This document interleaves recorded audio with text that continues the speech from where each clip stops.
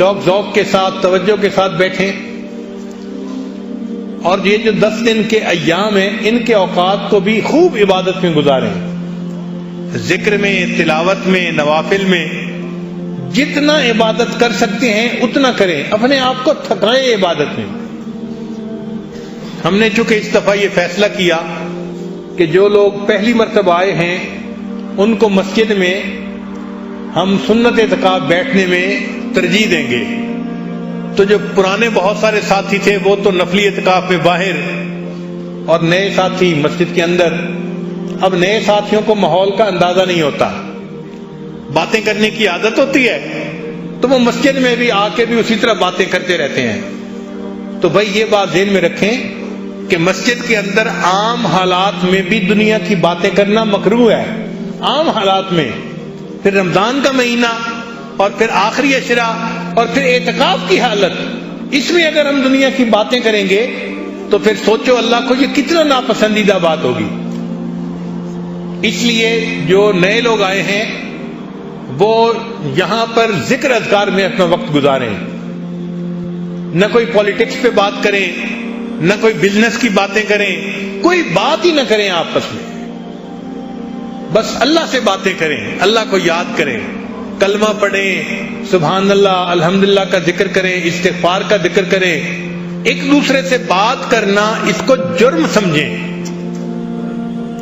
میں پھر گزارش کر رہا ہوں کہ ایک دوسرے سے بات کرنا اس کو جرم سمجھیں۔ بہت کوئی مجبوری ہو تو آہستہ آواز کے ساتھ بات کر لیں، چونکہ عادت ہی نہ بنی ہوتی۔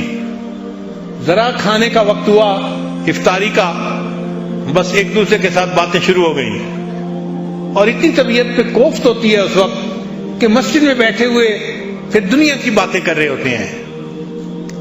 آپ حضرات مسجد کے اندر بات چیت کو اپنے لیے منع سمجھیں کہ ہم نے بات ہی نہیں کرنی، بولنا ہی نہیں ہے، چپ رہنا ہے، اور چپ رہ کے اللہ کا ذکر کرنا ہے اور ذکر کا ثواب پانا ہے ہم نے۔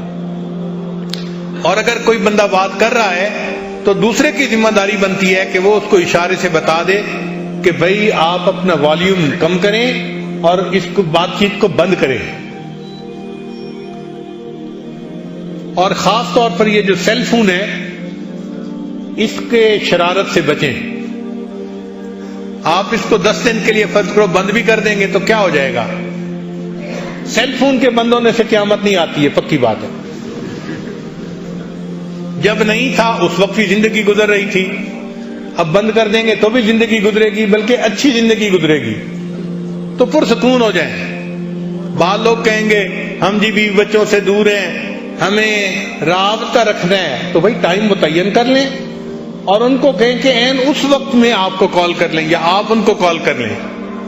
بعض دوستوں کو دیکھا ہے ان کے جو سیل فون کی گھنٹی ہوتی ہے نا، اللہ اکبر، اور اس کو فل والیوم پہ کیا ہوا ہوتا ہے۔ کئی دفعہ ہم نے دیکھا ہے کہ سب سو رہے ہیں، ایک صاحب کا فون بج رہا ہے اور 15 بندے نیند سے اٹھ رہے ہیں۔ یہ گناہ کی بات ہے۔ اپنے سیل فون کو سائلنٹ پہ رکھیں، آپ کے سیل فون کی وجہ سے کسی کی نیند خراب نہ ہو۔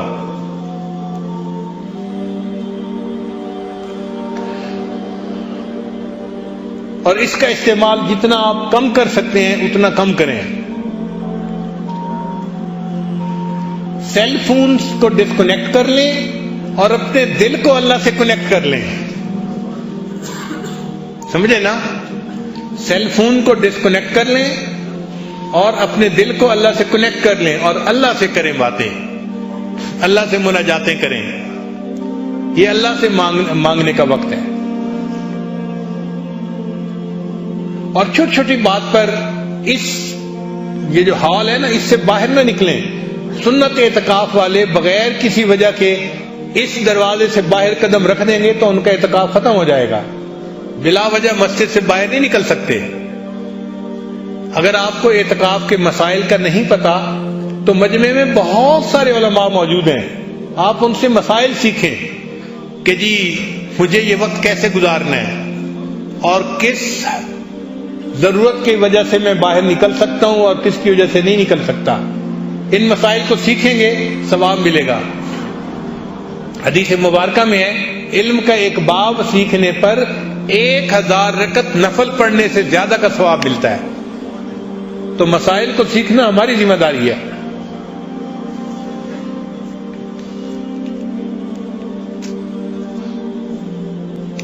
ہمیں یہ چیز بہت بری لگتی ہے کہ ہم اپنے جماعت کے دوستوں کے لیے بار بار سپیکر پہ اعلان کریں. کیوں اعلان کرنے کی ضرورت پیش آ رہی ہے؟ عادت نہیں ہے ہماری. الحمدللہ ہمارے یہاں بڑے بڑے بھی اجتماع ہوتے ہیں، ہزاروں لوگ بھی ہوتے ہیں.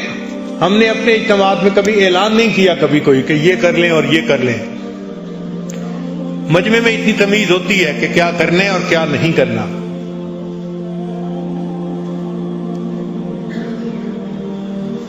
کوشش کریں کہ زیادہ سے زیادہ باوضو رہیں اور مسجد کے اندر تسبیح پڑھیں، تلاوت کریں، اپنا وقت اللہ کی یاد میں گزاریں.